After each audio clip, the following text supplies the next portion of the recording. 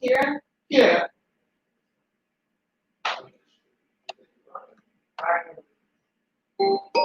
Thanks, Carl. You're right back for the job.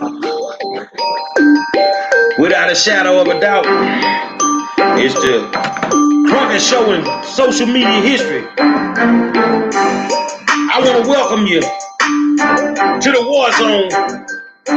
I got my co-host, Donovan Sadiq, the Queen, Demetri K. And tonight we want to know what the hell is wrong with the Pearland Police Department. Say, I've been knowing how y'all was, man.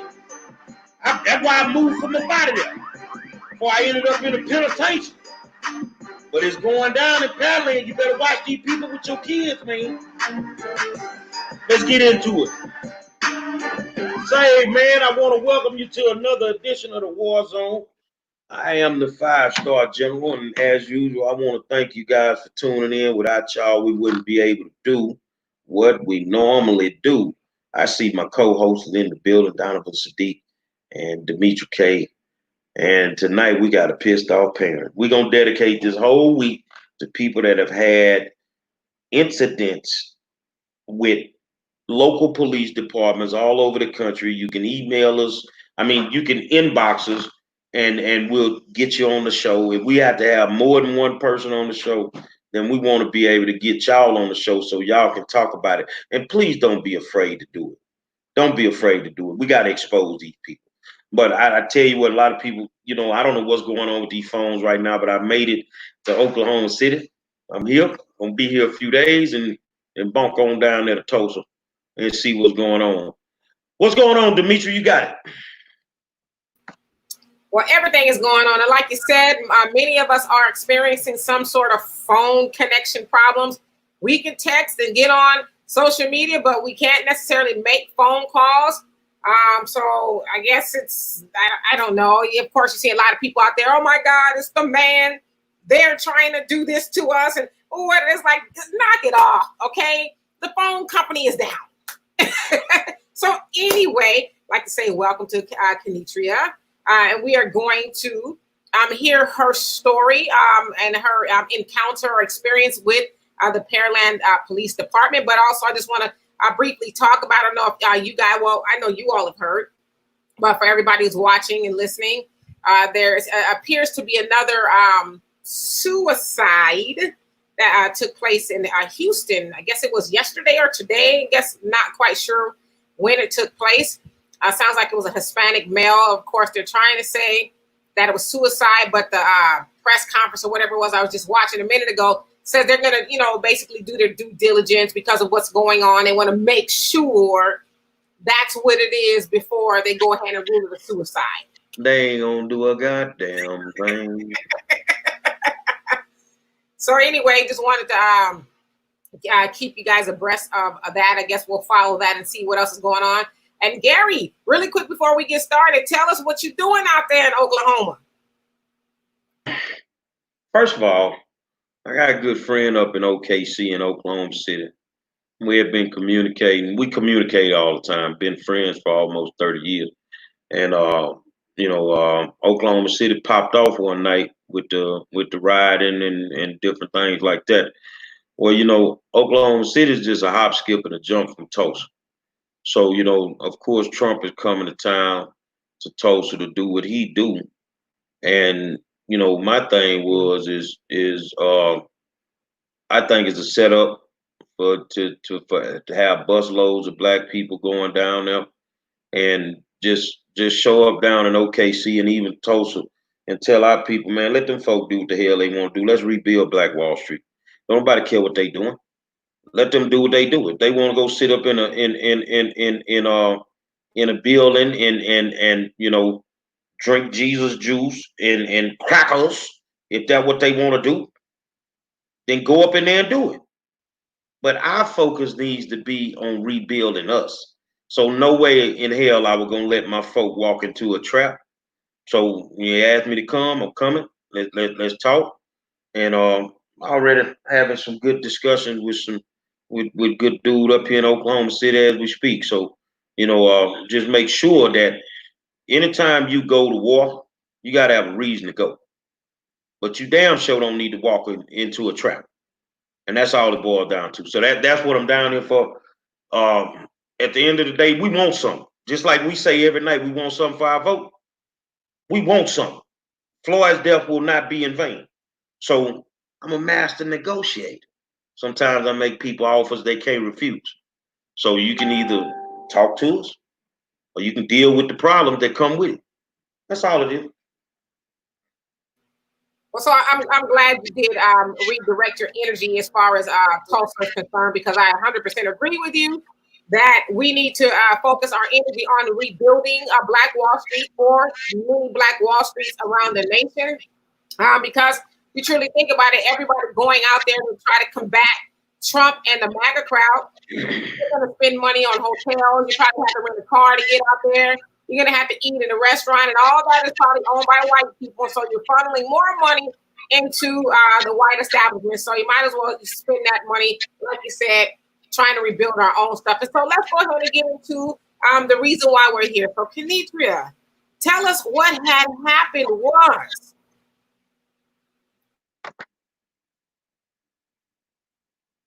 Hold on, Sheen. You got to turn your mic on.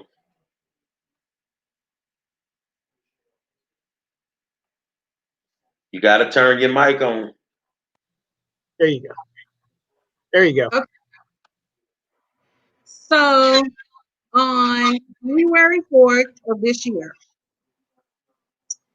my kids went to the movies. They were 15. He's a boy, 13, and my daughter, 13-year-old friends. This was my kid's very first time ever going anywhere unsupervised. I'm a helicopter parent. I'm not afraid to admit that. So my husband laughed because I said, I'm going to run down the street, give me something to eat, and I'm going to sit in the parking lot. He was like, oh, let those kids go to the movies by myself. I'm like, no, it's Pearland. I'm not leaving them by themselves. So they were going to catch the 8. Gary, can you mute your microphone?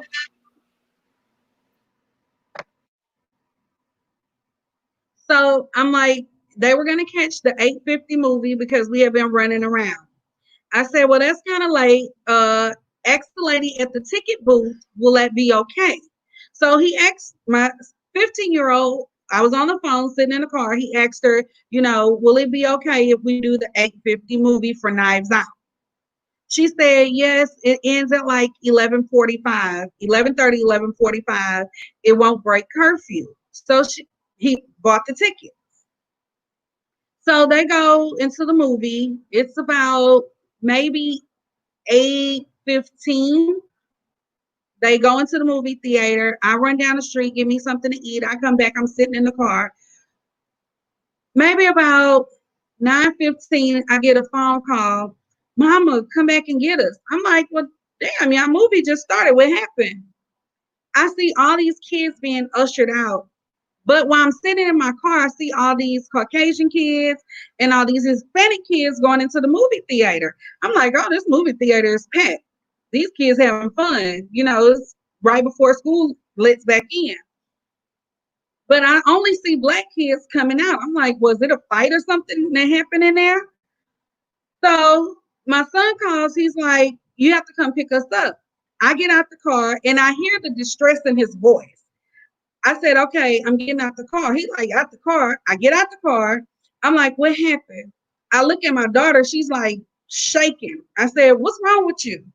She tells me they made us leave, but the officer, he was screaming and yelling at me, and I left all my snacks and stuff in there. And I said, why you leave your stuff? What happened? He had his hand on my gun, and I just wanted to get out of there. I said, he had his hand on his gun for what? She said, he told us we would be breaking curfew. I said, well, they told y'all when they sold y'all the tickets that y'all will be okay. Y'all wasn't going to break curfew.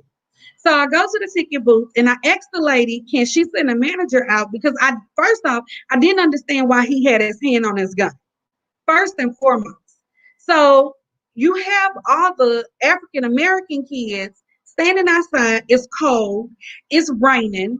These kids have to call their parents. But I look around and I notice I don't see not one Hispanic child. I don't see not one white kid outside. Now I'm pissed off at this point. You subtly threatened my child to shoot her because you got your hand on your gun. She's a 13-year-old female.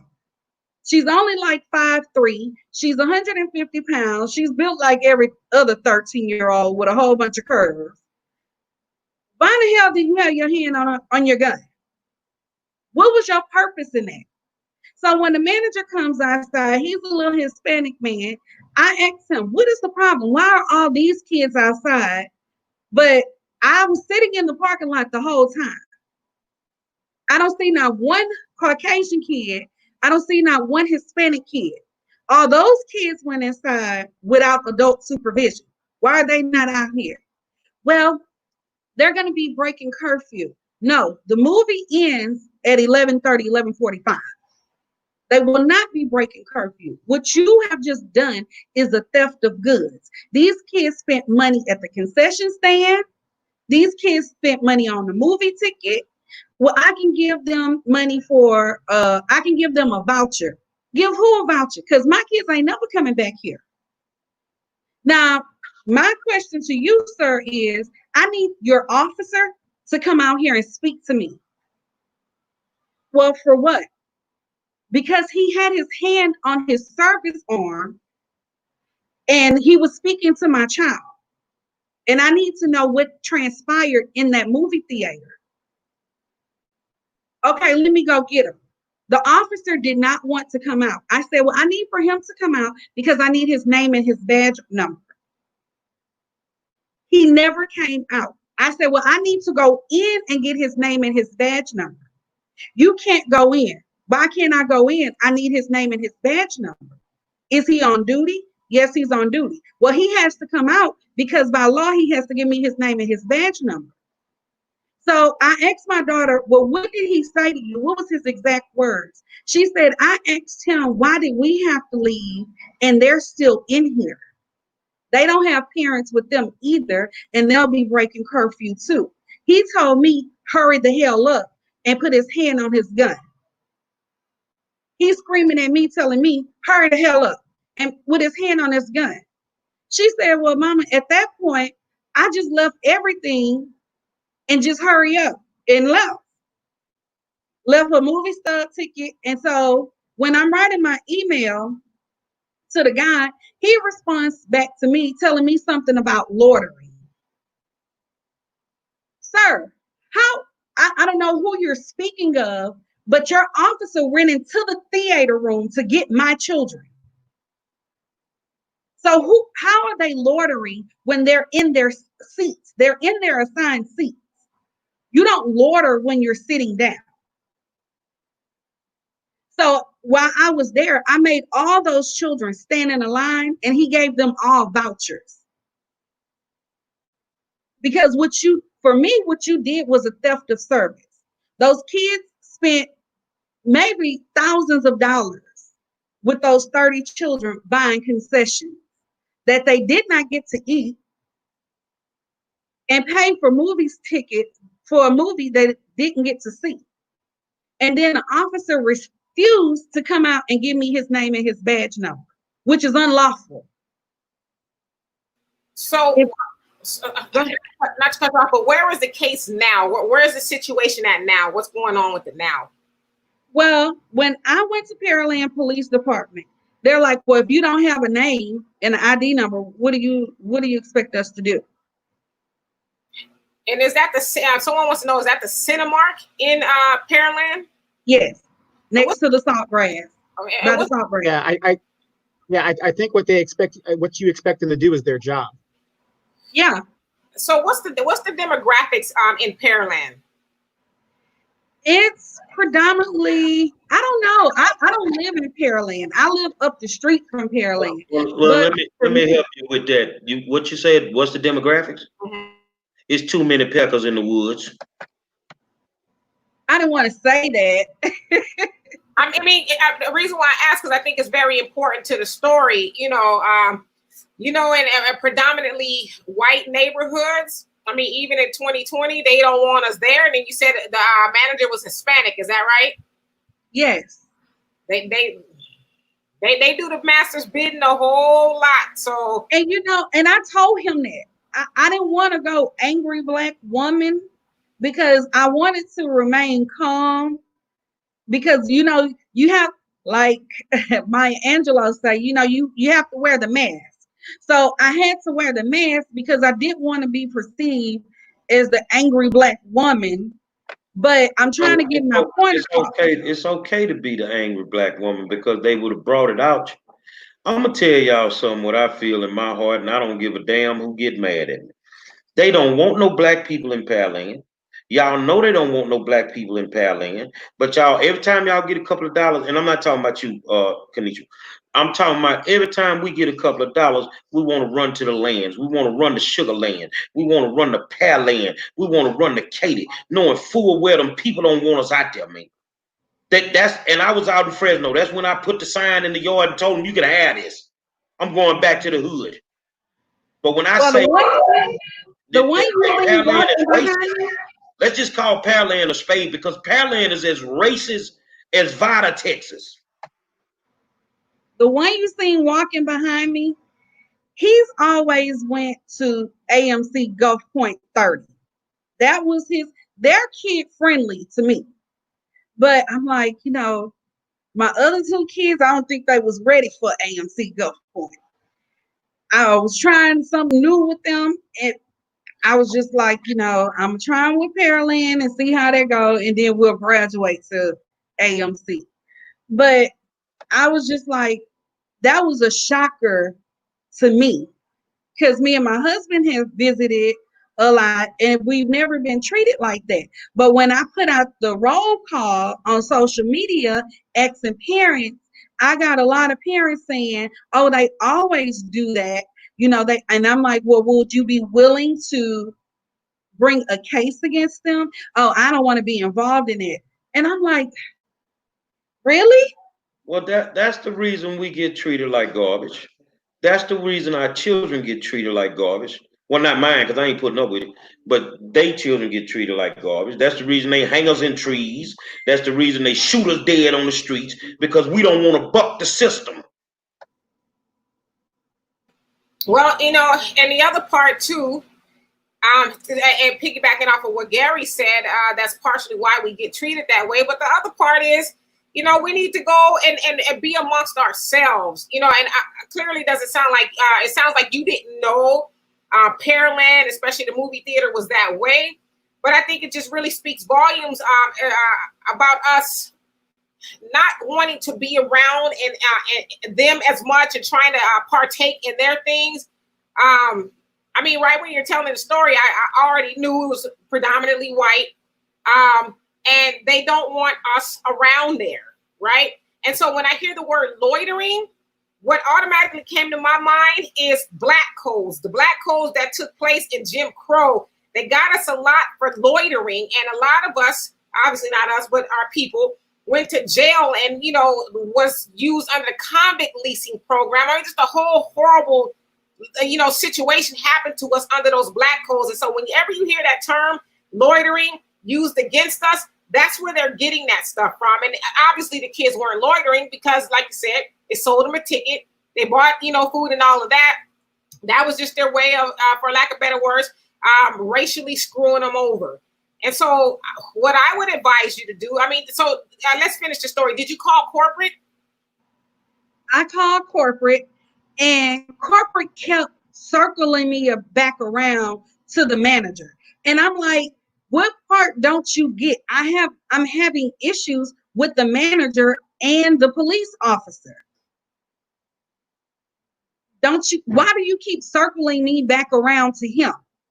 I'm having issues with the manager and I'm having issues with the police officer in there. Who is the officer? Can you give me the officer's name?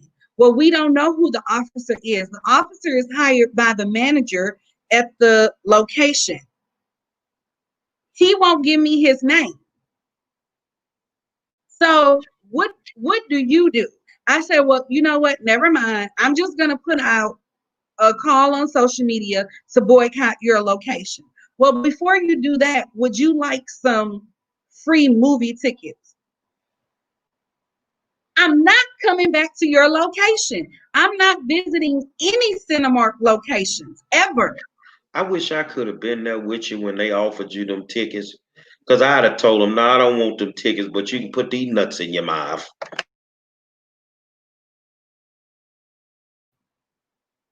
To me, that was like a slap in the face. Like, you can appease me with some damn tickets. I don't want any tickets. I'd rather freaking pirate movies off my Fire Stick before I give you my damn money. We gotta stop financially supporting these racists. We have to, whatever we have to do. Look, I know some of y'all grew up in the hood right down the street from me. I know our mamas wanted better for us, and wanted us to make it out the neighborhood. But man, I move on the other side of the neighborhood. I'm not finna live somewhere where they don't want me to be. I'm not gonna be where somebody don't want me to be. And I'm not gonna subject my children to that foolishness that goes on with these people, because I know me. I will stick my fist down your throat and we'll be shooting dice with your teeth on your tonsils playing with my children, man. But see, people have let these folks in Pearland do this forever. They've let them do that forever, and they won't say nothing. They just go along with it. Not Gary Monroe.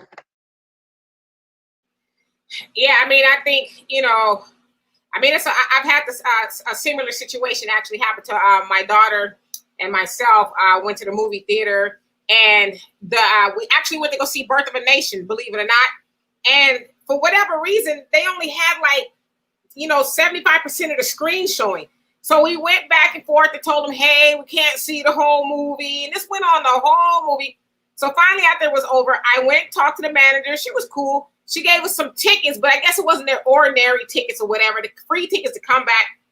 Came back, and it was a Hispanic gentleman, and I say that being nice, Hispanic gentleman, when I went to take my tickets, and he basically said I was lying. We don't give these tickets here, and you're a liar, and you're just trying to get into the movies. I said, you know what? Don't let that suit you wearing make you think you better than me. See, he thought I was a lot younger than I was, and I let him have the business and said, you'll want to be racist. I said, and I told him all the details of everything that happened. I ended up calling his boss, and I told him everything he said and everything he did to me, and his boss gave me 10 free movie tickets, and he says, you'll never have to worry about that again. But, I'm in Southern California, where the climate is a little bit differently. But in regards to that, Mexican manager, they don't see themselves like us. They see themselves like white people. And so every chance they get to stick it to you, that's what they do. And so my advice is, I think you're on the right path as far as telling everybody, especially people who look like us, stay away from there.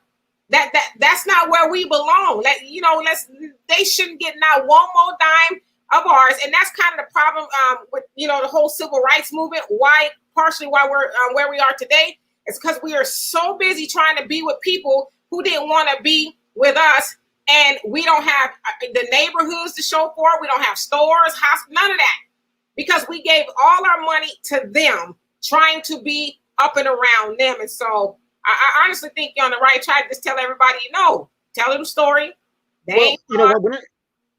Well, whenever I hear a story like this, and I read the story last night when she emailed it to me, and it was just like, here we go again.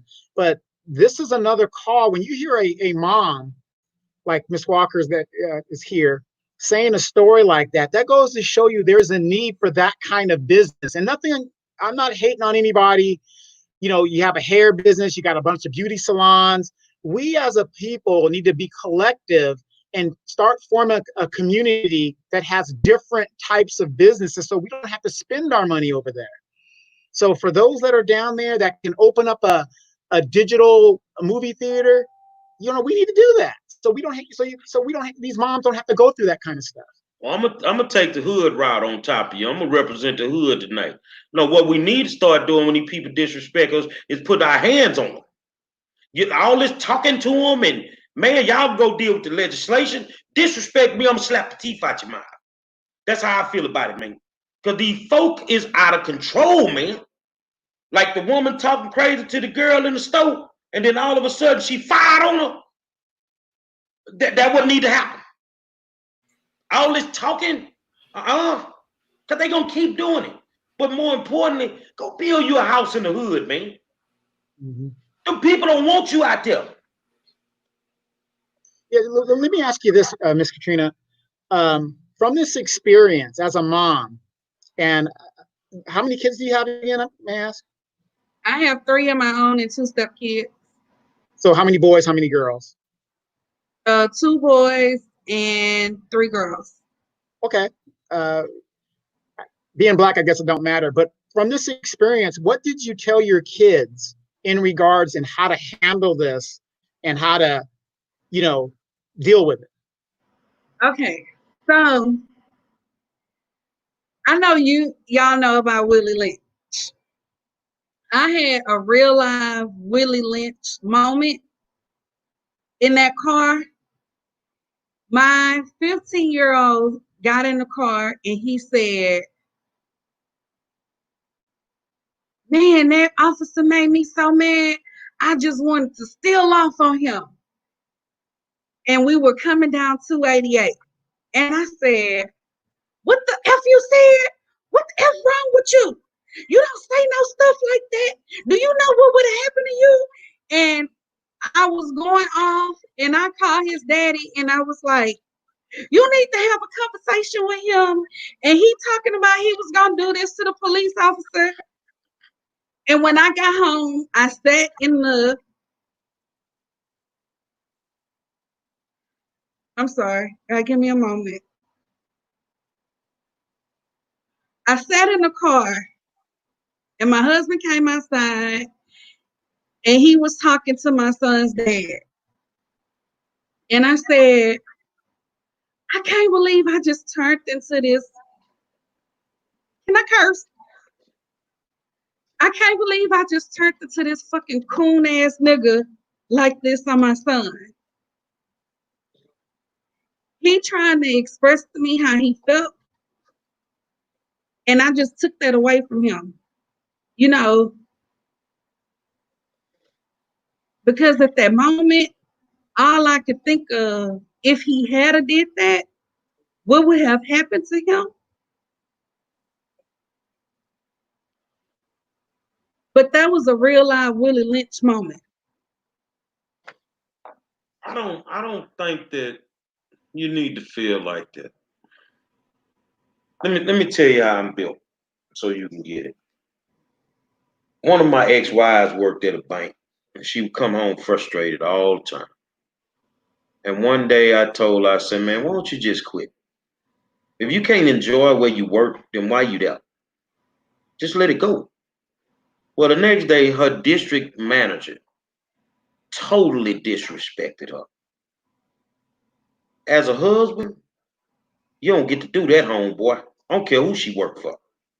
She came home. She was upset. It was about 3 o'clock, so I knew the bank closed at 5. I told her, get your shit and get in this car. We went and got in the car. We drove to that bank. I wrote a resignation letter on the back of a goddamn potato chip bag with a marker.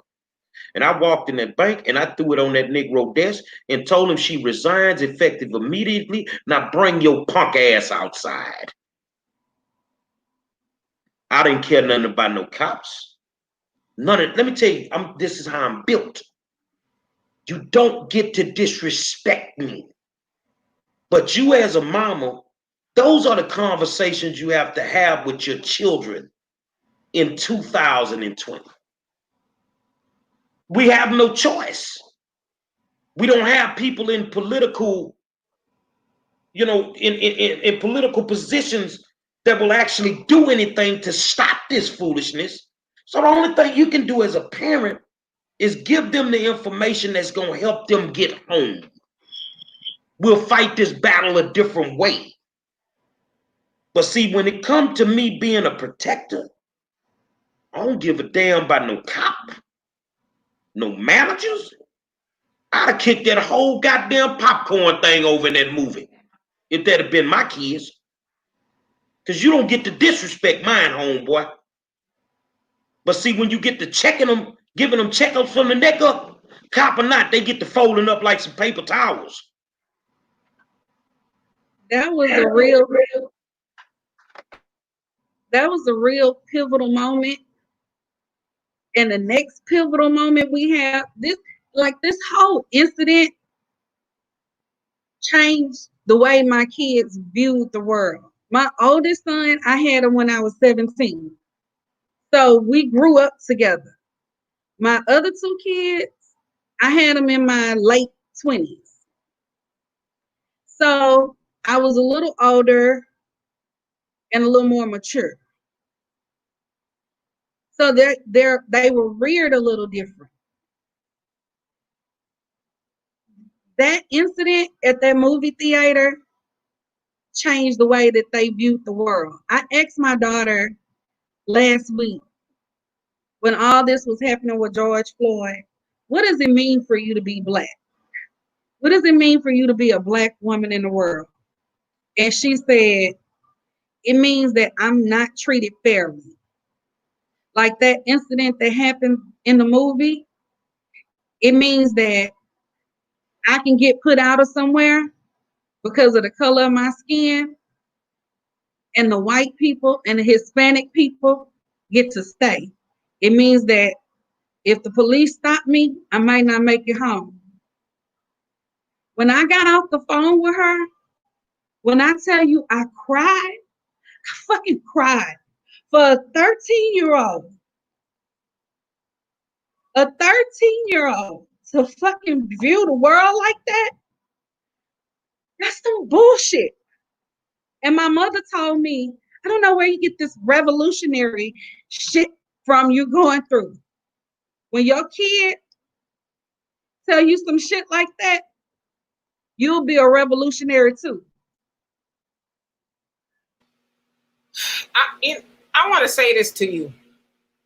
I don't think you should view yourself as participating in a Willie Lynch syndrome. Dr. Joyce DeGruy, who's an author, and she has taken mastery of what it means to be racist. And actually, she has a masterpiece called Post-Traumatic Slave Syndrome. And so she told a story once that she said she had a white friend, and her white friend told her, oh, your son is, really smart and this, that, and the other. And then so she, well, it wasn't her, somebody else, but the Black lady said, oh, well, he's okay. He does all right. And so Dr. DeGruy says that really actually comes from slavery, in that when the slave masters would come and, snatch our babies from us, the mothers were a lot of times, not saying this is you, but a lot of times the mothers would downplay the son and, oh, he's stupid, or he's not all that, he's lazy and stuff. It wasn't that she really thought that. She was saying those things to protect him, so that the slave master wouldn't find him desirable. And so what you did was out of a motherly instinct. You hear your son saying, which, that's what men do. He's a man, but that's what he do. I should have, would have, could have did this. But as a mother, you're doing what you needed to do to protect him, because let's keep it real. I don't care how, big and bad you are. If we as Black people especially put our hands on the police, it's not going to end well. And so I get it. I get where your son was coming from, but I also get where you're coming from. The ultimate goal for you is to have your son come home at night. But I agree with Gary. It's important for us to educate our kids. Those are like everybody else. They don't have to have those conversations with their children the way we do. I don't have Black sons, but I have Black nephews, and it sure is scary. Because you don't know what's going to happen to them. Don't view yourself as, Willie Lynch minded. You did what you had to do as a mother. Well, if nobody's going to change the laws, if nobody's, like corporate's not going to do nothing about it, then how do we make it stop? How do we make it stop? I'm going to tell you how. Go watch the WWF. It's time to put the smack down. Disrespect me, I'm slapping your grill out your mouth. And that's all it comes down to. I'm telling y'all how I am. And they can just look at me and see I got it on my mind. Yeah, I watch too much Kings of Comedy. I wish a mother would. Well, you know, everybody's got to remember, you know, we're in a basic type war situation where it's us versus everybody else. And in a war, there's going to be some casualties, no Yes. doubt. Of course, we don't want our children to be a casualty, but somebody's got to start standing up. Okay.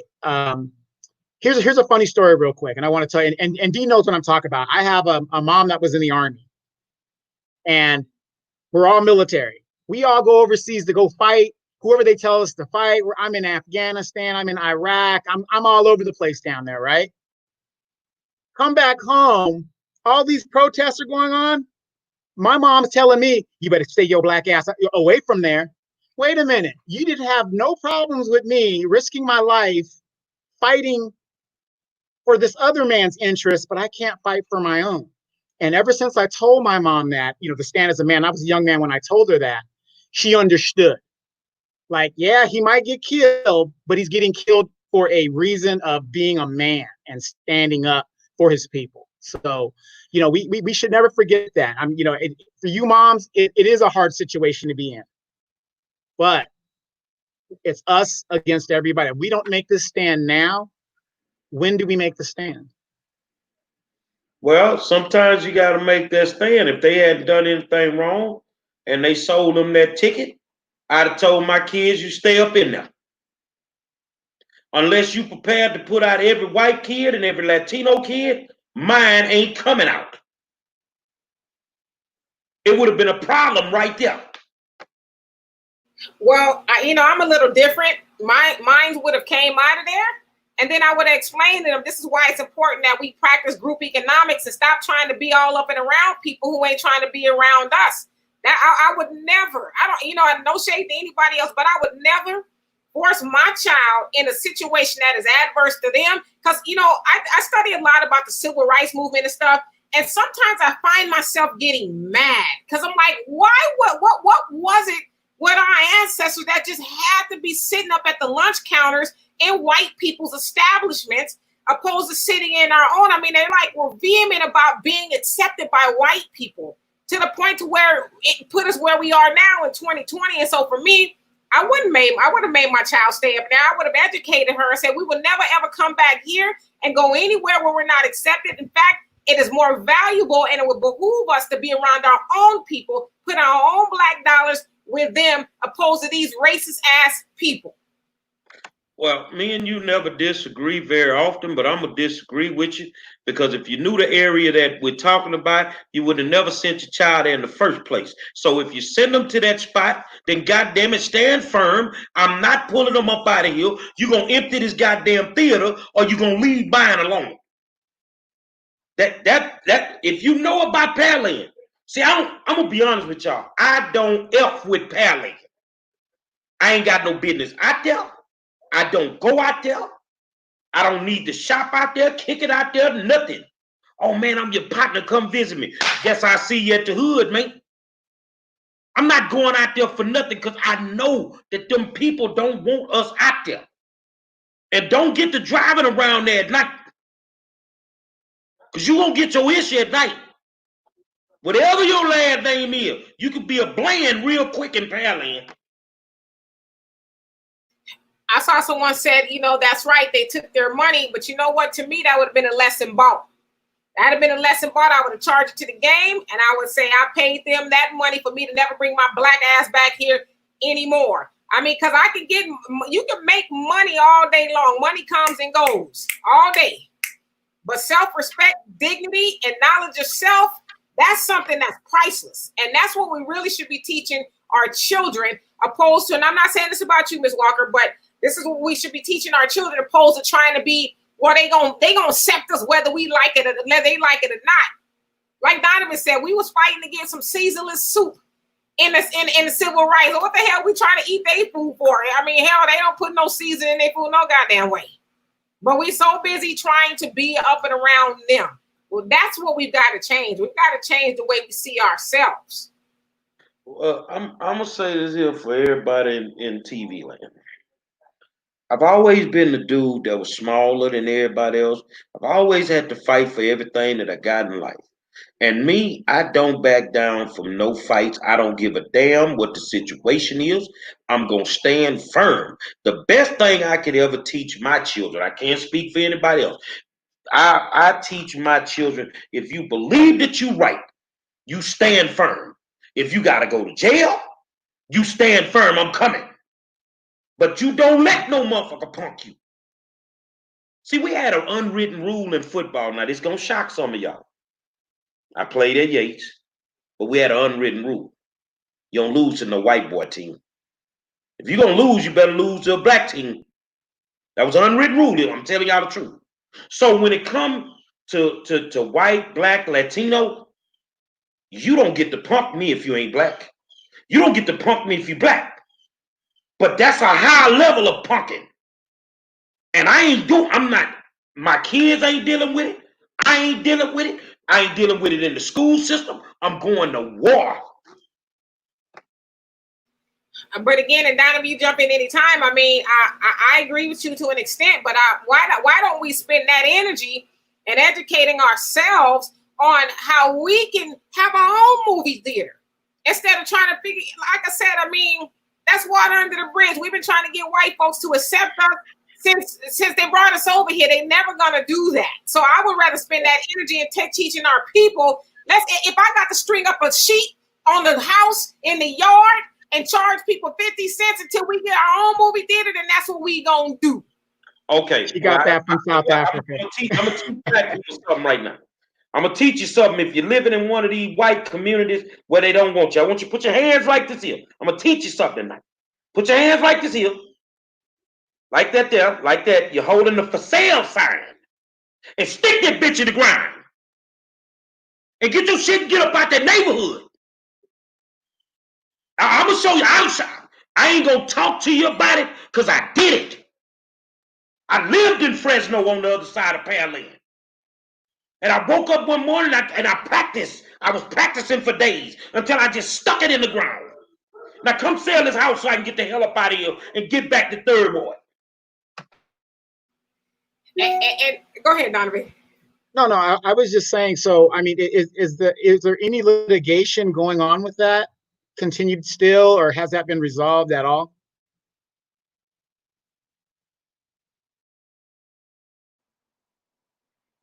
I just told my kid, like Demetra said, you know, you realize they don't want you here. You don't go where you not wanted. They don't want us here. We go where we not wanted. Hell, we went to AMC Gulf Point 30 over off of 45 in the Beltway. They were so nice. They were so ghetto, and we loved it. They was nice. They was ghetto. Hey, we ain't had no issues. We ain't had no issues. They was welcoming. I snuck my snacks in, the whole shebang. Yeah, I don't know why people go out there to them people thing, man. You come out here with a real folk at, man. Get your drink up in there. You can get your drink in. They knew I had snacks in that bag. That lady was like, "Enjoy your movie." You too, honey. I said Demetra used to sneak in with her big purse over at the Tyler Mall. Back in the day, you know, you had Milan, you had Gulf Gate, but I went to the Majestic OST. So for me, that was an eye opener for me. It was an eye opener for my kids because they didn't think, I had been telling them about racism, but you know, they didn't think racism was real. It was one of those things where, you know, mama's crazy, you know, we have white friends, you know, we don't see color, but you saw color that damn day. You know, they saw that what I was telling them was real. It's not dead. You know, you listen to your teachers. Racism isn't real. That died with slavery. You know, all that crap. And here goes. Some days you gotta have a conversation with your teachers. Slavery wasn't real, and I be on the other side of the classroom. Well, girl, let me tell you something. Go sit your ignorant ass down, because we definitely deal with it every day. Yeah. Becky with the long hair. So now when I have those conversations with them, we watch The Hate U Give. And I'm going over, me and my husband going over with the gumbo pot top, put your hands right here, and police pull you over, keep your license right here. They're sniggling and giggling. And I'm like, this is life and death. It's not a game. Your white friends don't have to do this, but this is part of your rite of passage, so to say. But that's part of the thing, like right now with everything that's going on, Demetri and Donovan, with the whole struggle that we're dealing with in the US right now, you got a lot of white people in the front. I don't think you should be there, because you don't know what it's like to be black. You don't know what it's like to be followed around the damn store when you got a pocket full of money. You see what I'm saying? You don't know what we go through on a daily basis. And God forbid that you're a black man or a young black man, because you got a major target on your back. Yeah, I mean, but I agree with you with making your kids aware. Me personally, I had a very radical upbringing myself. And, my father was, and he still like to think he's the type, but he's an older guy now. I couldn't tell him everything because I knew some shit was going to be on fire if I did. So there's a lot of stuff I just couldn't tell him, because otherwise my dad would probably be, doing a couple of life sentences. And so when I had my daughter, in fact, her father would accuse me of being too pro-black. Why are you teaching my daughter that black power stuff? He had a lot of self-hate going on, but I taught her that from as young as I can remember, because I knew what she would go through as a black child, especially in, a white school system, because we don't have black schools out here in Southern California. I knew what she would go through, and she went through it all, but it wasn't a terrible shock to her, because she had already known. I told her, obviously, you can't tell them everything, but I think you're doing the right thing by letting them know, hey, the society we live in is not always going to favor you simply because you are black. That there's no other reason for it, just because you're black. And I know that's a hard conversation to have, but I mean, that's one we as black people need to have as soon as they can talk. Well, like in Houston, you hear the word, we're a very diverse community. Like everybody gets along because we got all these nationalities. No, we don't. Houston fucked up. And the thing is, as much as you're going to teach your child, like you're teaching them in the house, you're giving them the game, they got to come outside. They got to deal with the other side of life. And then you got these people out here lying, like she just said, the teacher in the school. Oh, that's not real. Man, that's real as all outdoors. But you gotta have them conversations nowadays with your kids. And I'm talking to Scarface one day, Brad Jordan, and we both agreed. You just gotta give them the info that can get them home at night. Charlie Henderson says, it's all lies. Everywhere you go, that shit don't happen. Stop spreading the bullshit. Well, I want to know, where do you live? Do you live on Mars, Venus, Saturn? Which planet are you living on? See, I don't have a clue who Charlie Henderson is, but Charlie Henderson has made 2 fucked up comments, so you know what's finna happen to you, big homie. You know what's finna happen to you. Have a good day. He need to go check his blackness. Because when we having a black conversation, you better make some good, positive black comments. Exactly. Then again, like I said, there's a lot of keyboard gangsters and COINTELPRO going on. So, see, we having a tough conversation, and somebody don't want us to have it. They don't want that knowledge out there. So I applaud you for saying what you said to your son, but you can better believe that sooner or later, it ain't gonna be a cop. Somebody gonna rub him the wrong way with their foolishness, and he gonna give them the business.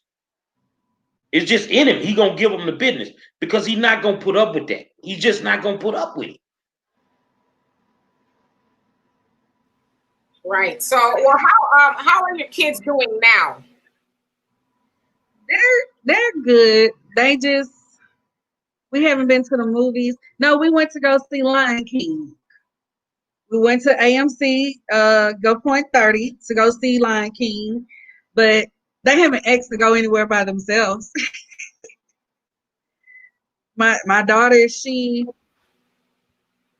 I asked her how she feel about police. Does she think they're there to protect her or harm her? And her perception is they do more harm than they do good. That's her perception of the police. My son, The police, Demetri. Huh? What's your perception of the police, Demetri? My perception of the police is I agree with your daughter. I think they do more harm than they do good. I mean, how is it that Black children, have a horrible interaction with the police, and that'll stay with them for the rest of their lives? I mean, we've all had a horrible interaction with the police. My daughter was telling me about one earlier. I never even knew she had, but that'll stay with them for the rest of their life. So I agree, they do more harm than good. I mean, most of us, if we see a police officer even near us or behind us, we automatically get like PTSD, like, oh my God, is it my turn? Are they going to find a reason to stop me simply because I'm Black? And so I agree with your daughter. And I know a lot of people will disagree. Oh, no, there's some good police officers out there. I still say bullshit. I don't believe in a good police officer because we have a lot of bad police officers that do a lot of bad things while good police officers are watching, and they do nothing to stop them. So that's how I feel. Well, if somebody asked me, I would just be honest. How do I feel about the police? I don't give a about the police. You've given me every reason as why not to trust you, why not to like you. It's hard even trying to bridge the gap with the community with them, as bad as they treat the community some days. Because if a kid does the slightest thing wrong, they're inside of the judicial system. Like I said last night, a protester took 2 days to go in Harris County and get out, but a rogue cop got out in 30 minutes that murdered 2 people. So the system is all screwed up, and until they fix it, I at the end of the day, I don't give up about the police.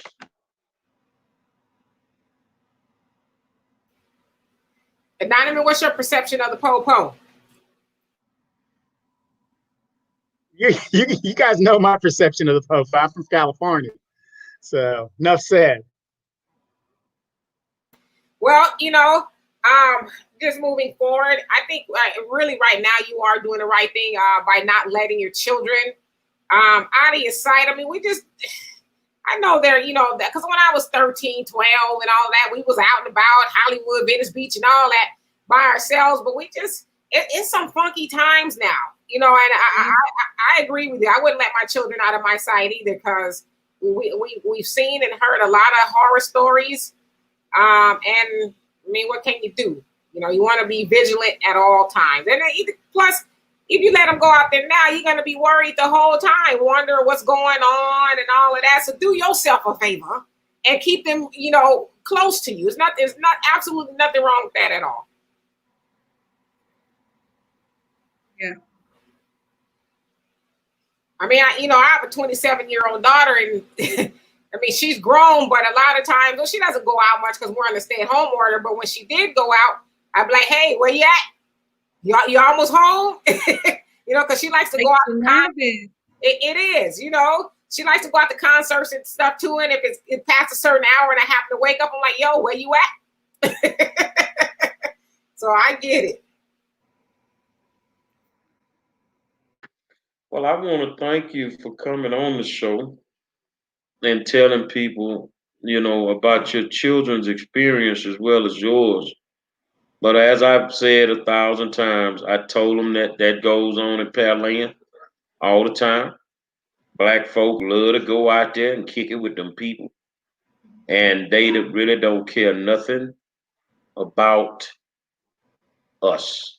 So thank you for being brave to come on and speak your truth, because people need to hear it. For those that want to act like Pearland is the place to be, for Thank real. you.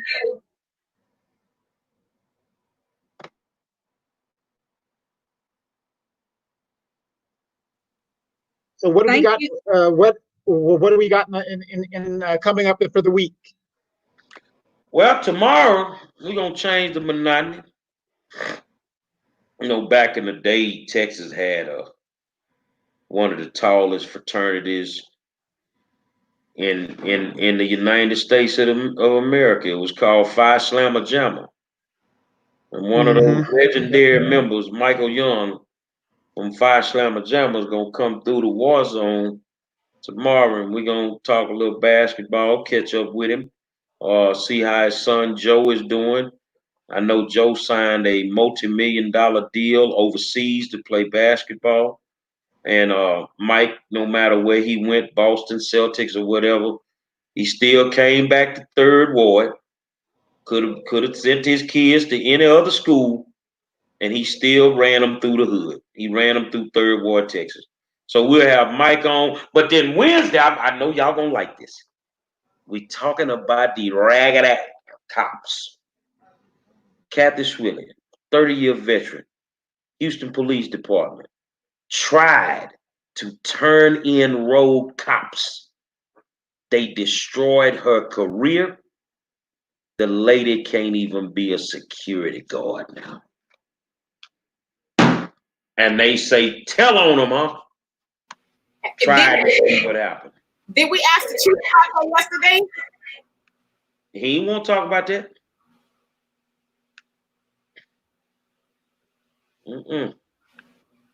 Yeah, she'll be on then. And we're gonna devote our week to our listeners to make sure that we honor what we said we were gonna do, which is bring more people on so that they can talk, so we can hear their stories, because it's far more than that. I mean, I got did dirty by a cop, but he got his issue that night. Because back in the day, I had my braids and my piece of chain, and I wasn't having it on that Friday night. I was on my way to LaShawn's, messing with my groove, man. I ain't trying to hear that. But yeah, I appreciate you coming on, Kenetria. And if any one of y'all want to come on this week, just inbox us, tell us your story, and we will be glad to bring you on here so we can tell the truth about what's going on in these police departments. No matter what state you in, don't matter. We're going to talk about it, man. You feel what I'm saying? So it is what it is. Thank you, guys. Say, man, I want to thank you guys for tuning in. It's always a pleasure to kick it with you. And tomorrow, Texas' tallest fraternity, legendary member of Phi Slamma Jamma, Michael Young, will be in the building. It's going down. I want to thank my co-host, Donovan Sadiq, Demetri K, and I am the 5-star general. Say, man, Wednesday night, we're going to pull the panties off of HPD. Because there's a whole bunch of pussies over there. Till then, I'll see you tomorrow.